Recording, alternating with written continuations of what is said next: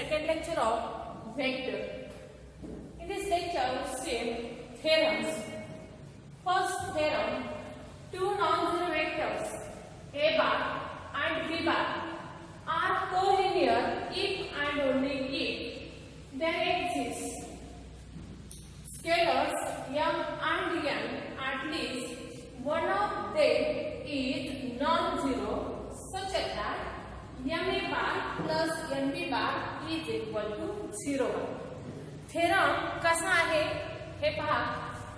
if and only if हे words असतील तर हा थेरम दोन्ही स्टेटमेंट म्हणजे सरळ आणि कॉन्व्हर्स असं दोन्हीही प्रूव्ह करावं लागेल.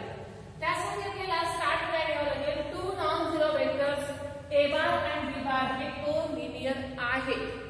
हे घेतल्यानंतर आपल्याला प्रूव्ह काय करावं लागेल तर ते दोन वेक्टर्स हे या पद्धतीमध्ये मांडले जातात. कसे M A bar plus M B bar is equal to 0 bar हे प्रूव्ह करावं लागेल.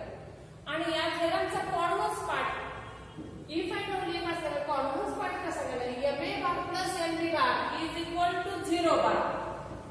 Then we prove A bar and B bar are collinear. आता यामध्ये काय काय केलेलं आहे ए बार बी बार एम एन. ए बार बी बार हे काय आहेत वेक्टर्स, एम आणि एन हे काय आहेत scalars.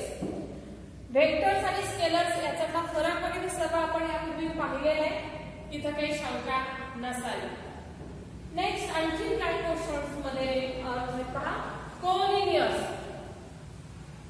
What is mean by collinear? Collinear काय दाखवले आपण फिगर पाहिले ए बार टू ए बार किंवा मायनस ए बार कोलिनियर वेक्टर्स. एक वेक्टर हा असेल तर याला कोलिनियर वेक्टर्स कसे असतात पॅरलल टू, त्या वेक्टरला पॅरलल असणारे वेक्टर्स हे कोलिनियर. आता ए बार आणि बी बार कोलिनियर आहेत. आता सहज आपल्याला हे सांगता येईल ए बार आणि हा मी वेक्टर घेतला टू ए बार न म्हणता बी बार घेतला. ए बार आणि बी बार हे कोलिनियर असतील तर बी बार हा कसा लिहिला गेला पाहिजे two times of A bar. B bar हा कसा आहे ऍक्च्युअली तो टाइम्स. म्हणजे एक वेक्टर दुसऱ्या वेक्टरच्या स्केलर मल्टिपल मध्ये लिहिला जातो जर कोलिनियर असतील तर. ही डेफिनेशन याचा आधार घेऊनच आपण या थेरमची प्रूफ पाहणार आहोत. आणि म्हणून आपण याची प्रूफ पाहत असताना स्टार्ट करूया. पहिला पार्ट याला इफ ओनली असं म्हणतात. इफ ओनली पार्ट बघा तर यामध्ये आपण काय केलं given A bar and B bar are collinear. A bar and B bar are collinear and therefore there exists scalar, there exists scalar t such that आताच मी definition सांगितली त्याप्रमाणे दोन वेक्टर जर कोलिनियर असतील तर त्यामध्ये एक स्केलर घ्या आणि त्यावरून आपल्याला असं लिहिता येईल A bar is equal to some scalar of another. म्हणजे ए बार हा दुसऱ्या वेक्टरच्या स्केलर मल्टिपल मध्ये लिहिता येतोच. आणि therefore we can this as a bar is equal to t b bar. We have taken here t is a scalar. And then हाच आपल्याला असं लिहिता येईल therefore a bar minus t b bar is equal to 0 bar. He term आपण इकडे घेतली आपल्या नेहमीच रूप इकडची बाजू त्यामध्ये घेतली तर काय होईल A bar minus T B bar is equal to काय राहायचं इथे 0. 0 न लिहिता 0 बार लिहायचं. कारण आपण वेक्टरची ऍडिशन केली तर वेक्टर मिळतो, सबट्रॅक्शन केलं तर ही वेक्टरच मिळतो आणि म्हणून 0 ओनली न लिहिता 0 बार. आता हाच आपल्याला यामध्ये लिहिता येतो M A bar plus N B bar is equal to 0 bar. Where M बद्दल एम हा कोण आहे स्केलर आहे मग तो काही असू शकतो. इथं आपण एम ची व्हॅल्यू 1 पुट केली and n ची काय करायला लागेल and n is equal to minus t and hence we prove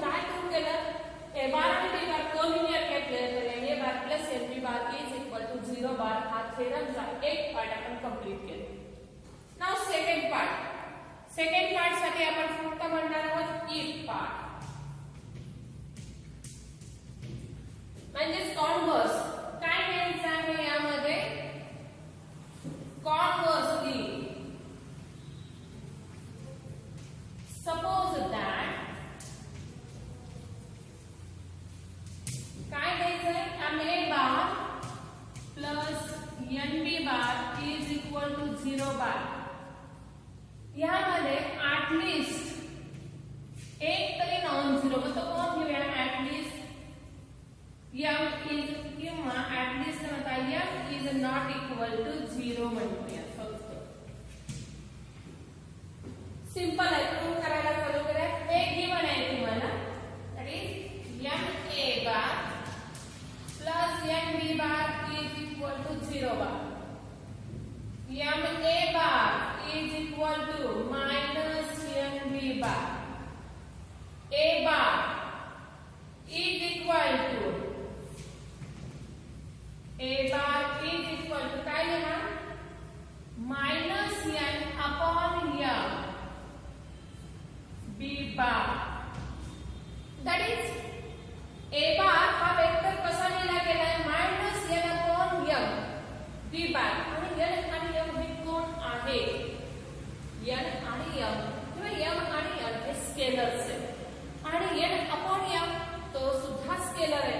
म्हणजे हा या दोघांमध्ये मला असं लिहिता येईल a bar is equal to some scalar of b bar, where t ची व्हॅल्यू मी काय मांडू शकते? Minus n upon m.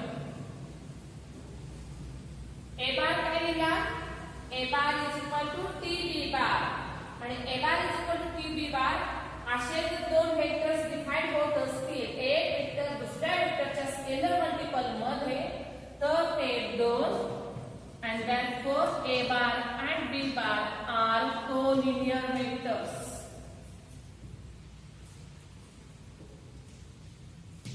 And hence we prove the theorem, that is a bar and b bar are two non-zero collinear vectors if and only if there exists a scalars m and n, at least one of them is non-zero, such that ma bar plus nb bar is equal to 0. अशा प्रकारचा हा theorem 2 मार्कासाठी विचारला जाऊ शकतो. यावरती आपण करोलरीज पाहणार आहोत. कोणकोणत्या करोलरीज दिलेल्या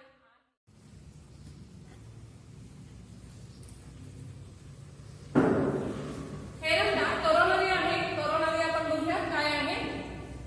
a bar and b bar are non collinear and ma bar plus nb bar is equal to 0 bar. आता काय आहे? a bar and b bar are non collinear आणि आता थेरम मध्ये आपण काय बघितले? a bar and b bar are collinear. आणि इथं असं का दिले की जर नॉन कोलिनियर असतील आणि ma bar plus nb bar is equal to 0 bar असं रिलेशन पण आहे. यालाही हेच रिलेशन आहे. कोलिनियर असतील तर हे, इथे नॉन कोलिनियर असतील तर हे असेल. तर आपल्याला काय सांगायचंय? They ma bar plus nb bar is equal to 0 bar केव्हा असतो? तर a बार आणि b बार हे कोलिनियर असतील. परंतु नॉन कोलिनियर असतील तर m बरोबर 0 आणि n बरोबर b 0 असतो. म्हणजे असं रिलेशन असेल तर आपल्याला m आणि n हा जे स्केलर्स आहेत यांची व्हॅल्यू ही 0च घ्यायला. आता सेकंड स्टेप काय सांगते? a बार आणि b बार बरोबर आपण घ्यायचे आहेत आर नॉन कोलिनियर. a बार आणि b बार हे काय आहेत? नॉन कोलिनियर आहेत. आणि ma bar plus nb bar is equal to xa bar plus yb bar.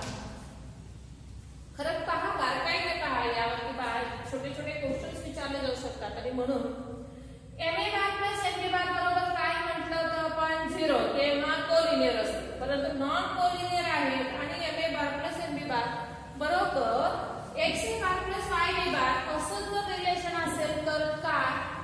Then m बरोबर x आणि n ची व्हॅल्यू ही y अशी असते. हे इथं सांगायचंय. अशा प्रकारच्या दोन करोलरीज तुम्हाला विचारला जाऊ शकतात किंवा याच्यावरती बारकाईने विचार करायचा. कोणताही थेरम झाला थेरम तर विचारला जाणारच आहे, मात्र ह्या करोलरीवर आधारित आपल्याला छोटे मोठे क्वेश्चन्स असू शकतात.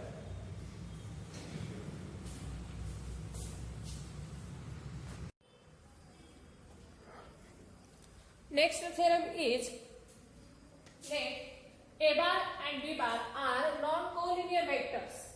A vector R bar is coplanar with A bar and B bar if and only if there exist unique scalars T1 and T2 such that R bar is equal to T1 A bar plus T2 B bar.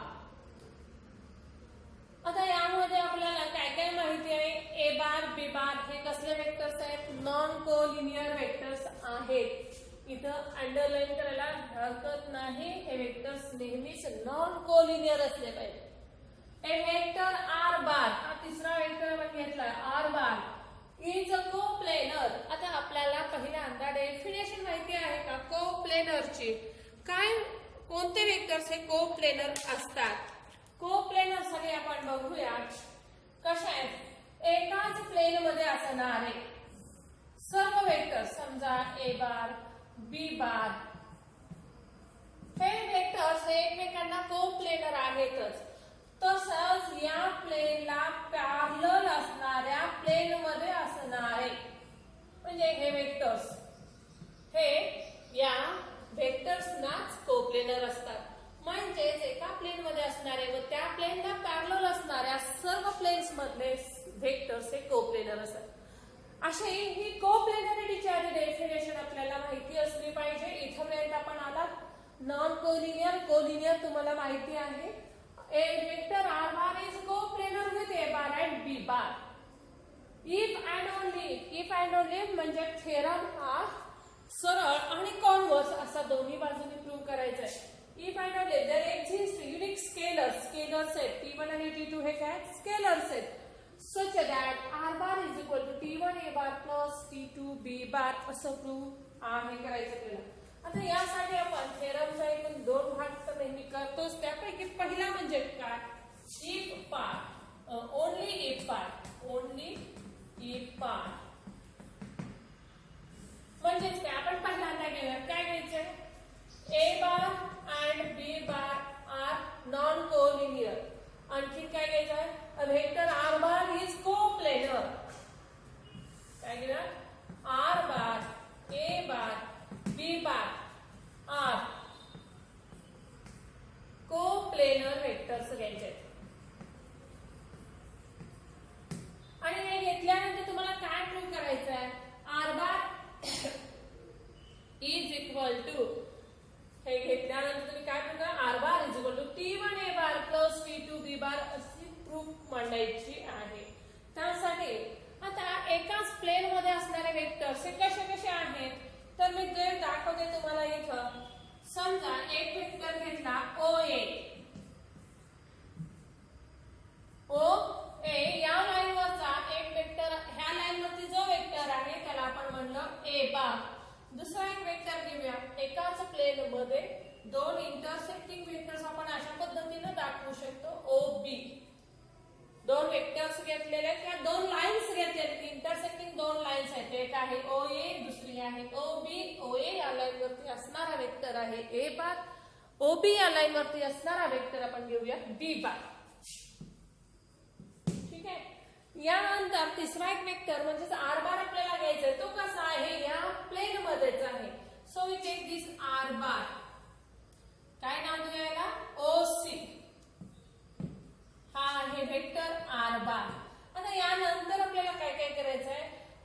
या C या point पासून बघा OC ला आपण म्हटलेला R bar. काय काय घेतलंय? OA या लाईन वरती ए बार हा वेक्टर घेतलाय. OB या लाईन वरती B बार घेतलेला आहे आणि OC हा आर बार डिफाइन करणार आहोत. तो कसा करायचा आहे त्यासाठी आपण परत जाऊया.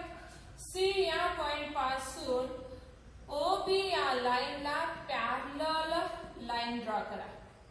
We draw parallel line. ही लाईन जशी आहे तशीच आपण C पासून लाईन ड्रॉ केली आणि ती मीट झाली आहे OA या लाईनला ऍट एम या ठिकाणी ती इंटरसेक्ट करते OA या लाईन. तशीच OA ही लाईन जी आहे तशी C या पॉइंट पासून OB या लाईनला इंटरसेक्ट होणारी लाईन ड्रॉ केली आणि ती जिथं इंटरसेक्ट होते त्या पॉइंटला नाव देऊयात N. अशा प्रकारे आपण OMCN हा पॅरलोग्राम केलेला. आता यावरून तुम्हाला सांगता येईल का की OM बार हा वेक्टर काय असेल? OM याची लेंथ किती आहे हेही माहिती नाही. मग हा वेक्टर डिफाइन करण्यासाठी आता हा वेक्टर OM आणि OA हे जर दोन वेक्टर्स घेतले किंवा A बार OA म्हणजे आपण म्हणूया A बार या लाईन वरचा OM हा वेक्टर आहे. म्हणजे OM आणि OA हे पॅरलल आहेत म्हणजेच कोलिनियर आहेत. आणि जर दोन वेक्टर्स कोलिनियर असतील तर ते कसे सांगतात तर वन ऑफ देम किंवा त्यापैकी एक हा कसा डिफाइन करायचा दुसऱ्याच्या स्केलर मल्टिपल मध्ये. आणि मग आपण काय म्हणणार आहोत हा जो काही OM आहे तो पॅरलल आहे OA ला आणि OA हा वेक्टर आपण मानतो A बार आणि म्हणून OM बार बरोबर असं लिहिता येईल आपल्याला OM bar is equal to some scalar. आपण स्केलर घेतले T1 ऑफ A बार. आता तुम्ही म्हणाल A बार हा खूप मोठा आहे OM हा लहान आहे. मग स्केलर हा लहान म्हणजे फ्रॅक्शन असू शकतो 1/2 असेल 1/5 असेल 1/10 असेल कोणताही असेल म्हणजे OM हा लहानच दिसेल आणि A बार हा त्या प्रमाणात मोठाच असणार आहे. जसं आपण फिगर मध्ये पाहतो तसं विचार केला तर असं आपल्याला OM समजते की आणखी एकदा म्हणजे OA आणि OM ह्या एकाच लाईनवरचे दोन आहेत ते एकमेकांना पॅरलल आहेत म्हणजेच कोलिनियर आहेत आणि म्हणून OM बार आणि OA बार हे कसे आहेत वेक्टर्स कोलिनियर आहेत आणि वन ऑफ देम किंवा OM बार हा डिफाइन करता येतो याच लाईन वरच्या वेक्टरच्या तो स्केलर मल्टिपल मध्ये. आणि अशा प्रकारे OM बार याची व्हॅल्यू किंवा हा वेक्टर आहे T1 A बार. A बार या वेक्टर वरचाच वेक्टर हा थोडका घेतला तर एक स्केलर निवडायचा. त्याचप्रमाणे ON अगदी सेम डेफिनेशन काय सांगाल हा B बार वेक्टर आहे आणि B बार वरचा ON बार हा जर डिफाइन करायचा असेल तर एक स्केलर घ्या T2 B bar. ON bar is equal to T2 B bar. हे अतिशय महत्वाचं आहे. आणि मग आपल्याला काय सांगता येईल T1 T2 belongs to N किंवा स्केलर सेट असंही म्हणता येईल. Thus OM bar is equal to T1 A bar आणि ON bar is equal to T2 B bar. Then by triangle law ने काय सांगता येईल किंवा पॅरलोग्राम लॉ कोणताही वापरा. By parallelogram law OC bar is equal to OM bar plus ON bar, that is R bar is equal to T1 A bar plus T2 B bar, and hence we prove the first part. That is only if हा part आपण prove केला. काय घेतले R bar A bar B bar are coplanar vectors आणि म्हणून आपण define केलेले आहे. पहा OM बार आणि ON बार डिफाइन करायचे आणि त्यानंतर by using parallelogram law we prove this theorem. एक पार्ट झाला. आता नेक्स्ट काय आहे सेकंड पार्ट काय आहे इफ पार्ट. आता इफ पार्ट साठी आपल्याला काय करायचं आहे तर उलट घ्यायचं इफ पार्ट. सेकंड काय काय घ्यायचंय R bar A bar B bar हे कोप्लेनर आहेत दाखवायचं. त्यासाठी काय घ्यायचंय R bar is equal to T1 A bar plus T2 B बार.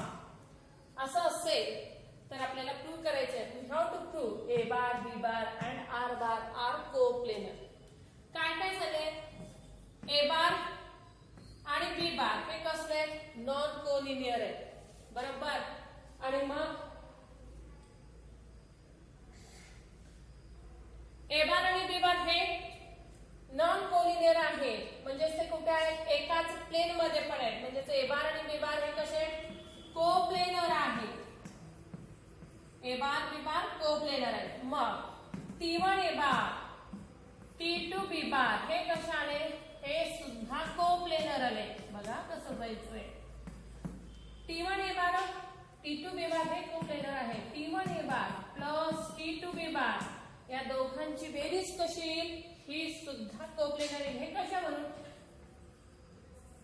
हा तुम्हाला माहिती आहे का ट्रायंगलला काय सांगतो? ए बार बी बार देन ए बार प्लस बी बार हा कुठे असतो? Third side.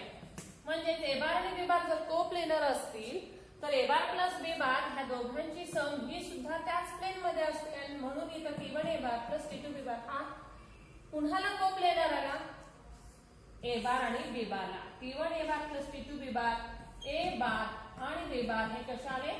कोप्लेनर आले. आता T1 A bar plus T2 B bar याची व्हॅल्यू काय आहे? R bar. A bar B bar are coplanar and hence we prove the theorem. दोन्ही बाजूने आपण ह्या थेरमचा पार्ट पाहिलेला आहे. ओन्ली इफ मी पाहिला प्रूव्ह केला आणि इफ पार्ट म्हणजे हे गिवन असेल तर आपल्याला प्रूव्ह करायचं होतं R bar A bar B bar are coplanar. Hence the true theorem. मात्र थेरम मध्ये आणखी एक पॉइंट सांगितलेला आहे तो म्हणजे युनिकनेस. कुठे आहे बरं तो शब्द? इथं आहे पहा युनिक. ही सुद्धा प्रूव्ह करायची आहे आणि हा थेरम 3 मार्कासाठी विचारला जाऊ शकतो आणि म्हणून इथे त्याची प्रूफ कंप्लीट होत नाही. फॉर द युनिकनेस काय काय केले? आर बार बरोबर काय टेबल आहे? T1 A bar plus T2 B bar. आणखी आपण समजूया suppose R bar is equal to S1 A bar plus S2 B bar. हे इक्वेशन 2 क्या याला इक्वेशन 1 म्हणा. सबट्रॅक्ट इक्वेशन 2 फ्रॉम 1 काय मिळेल तुम्हाला बघा बरं. R bar minus R bar is a 0 bar. 2 मधून 1 मधून करा किंवा S1 मायनस T1 दोघांचे कोएफिशिएंट ए बार सारखेच आहेत आणि मग S1 minus T1 A bar plus S2 minus from आपण म्हणतोय T1 minus S1 A bar plus T2 minus S2 B bar. काय झालं? 0 बार इज इक्वल टू काय आहे? हा स्केलर एक आपण समजला तर 0 bar is equal to M A bar plus N B bar असं आपलं प्रूव्ह झालं. तर गिवन काय दिलेलं आहे? हे वेक्टर्स ए बार आणि बी बार हे कसे आहेत? Are non collinear. हे कसे आहेत?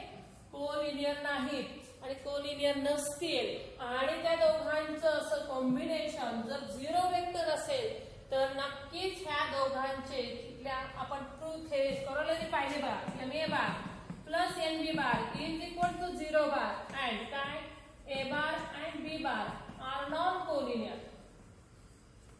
Then m is equal to 0 and n is equal to 0 असतोच.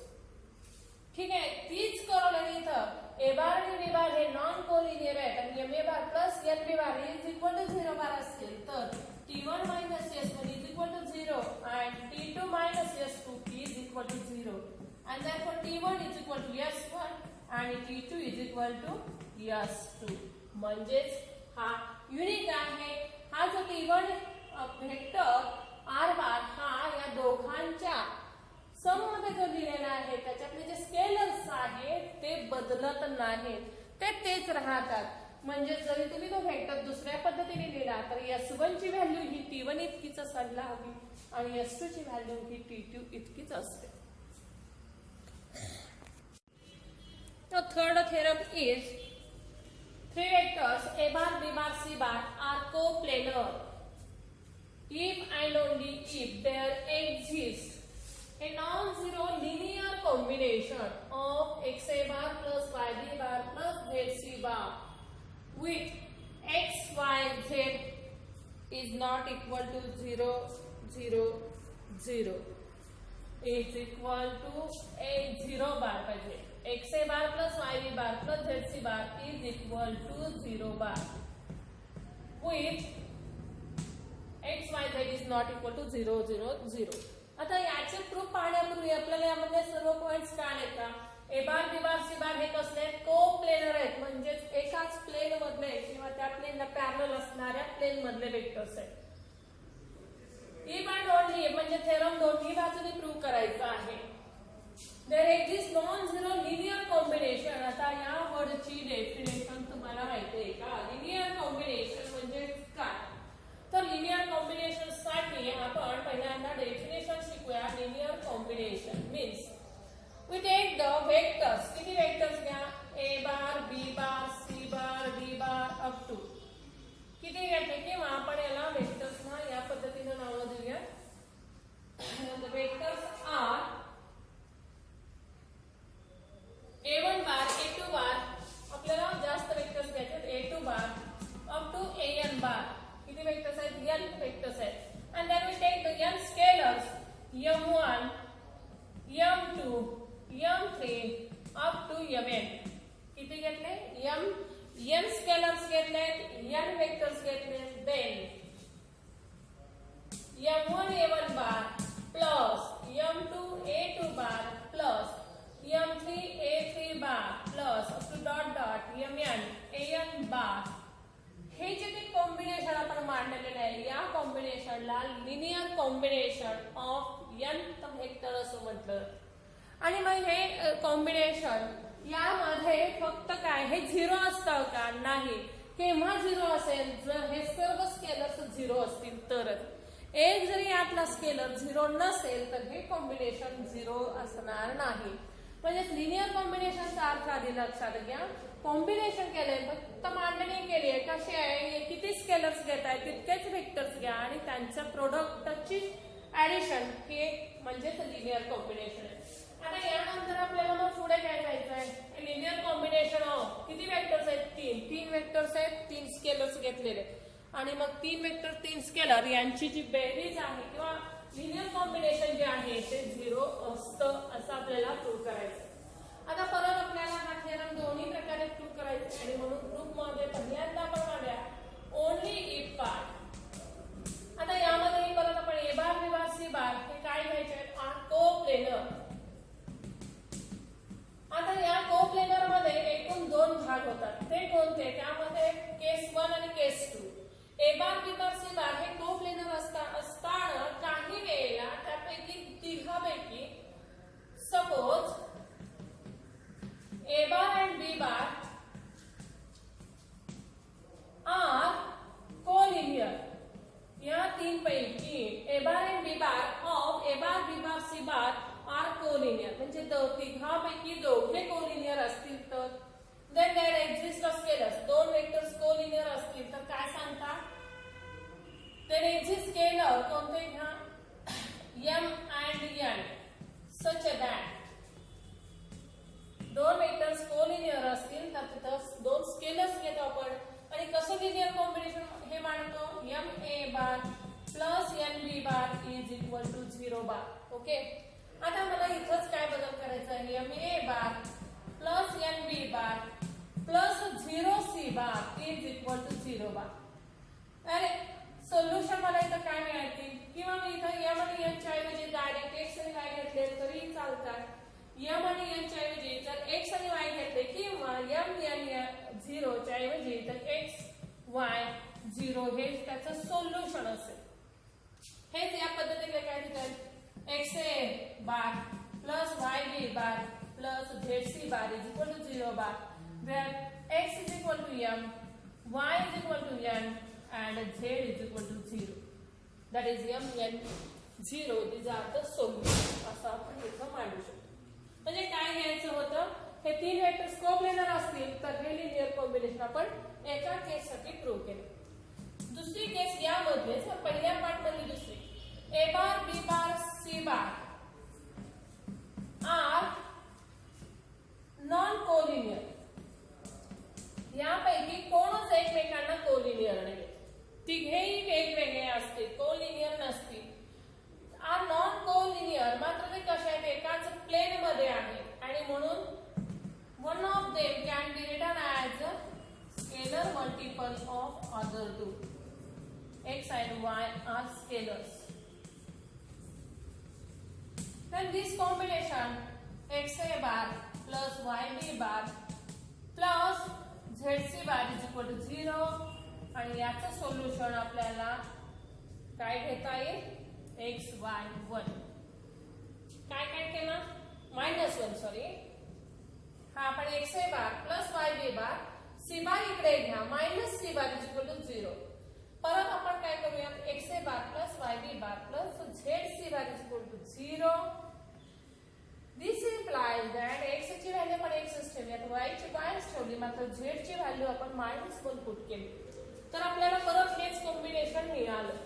Thus we prove this theorem for the first case that is only if साठी आपण दोन प्रकारे हा theorem प्रूव्ह केला.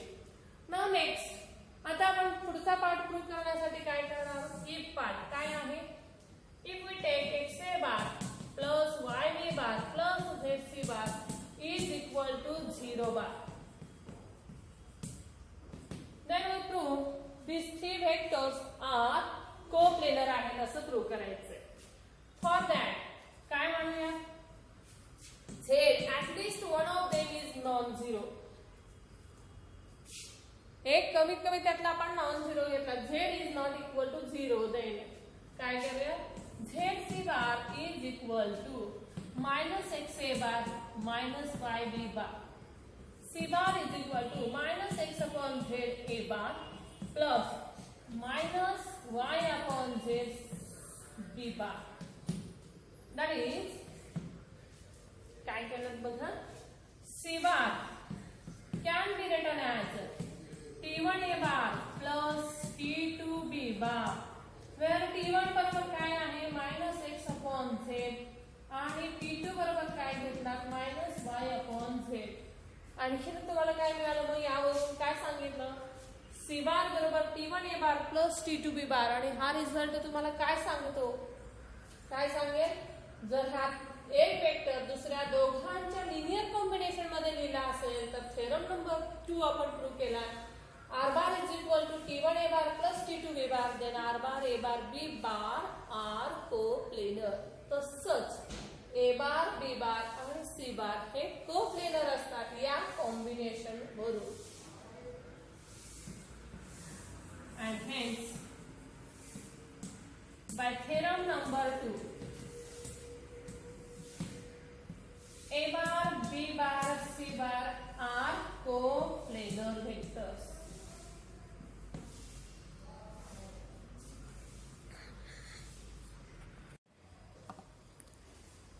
नेक्स्ट करोलरी आपण पाहूया त्या थेरम नंबर 3 ची a bar b bar c bar are coplanar if I don't believe there exists linear combination xa bar plus yb bar plus zc bar is equal to 0 bar हे आपण prove आताच केलं. यामध्ये काय करोलरीज आहेत ते आपण बघूया. काय आहे पहिले a bar b bar c bar are coplanar आहेत ना ते घ्या नॉन कोप्लेनर एकाच प्लेन मध्ये नसतील and xa bar plus yb bar plus zc bar is equal to 0 bar असेल तर then x is equal to 0 y is equal to 0 and z is equal to 0 असतो. काय सांगितले corollary first a bar b bar c bar are non coplanar एकाच plain मध्ये नाही आणि असं रिलेशन असेल xa bar plus yb bar plus zc bar is equal to 0 bar then x बरोबर y बरोबर आणि z बरोबर 0 असतोच. सेकंड करोलरी काय सांगते बघूया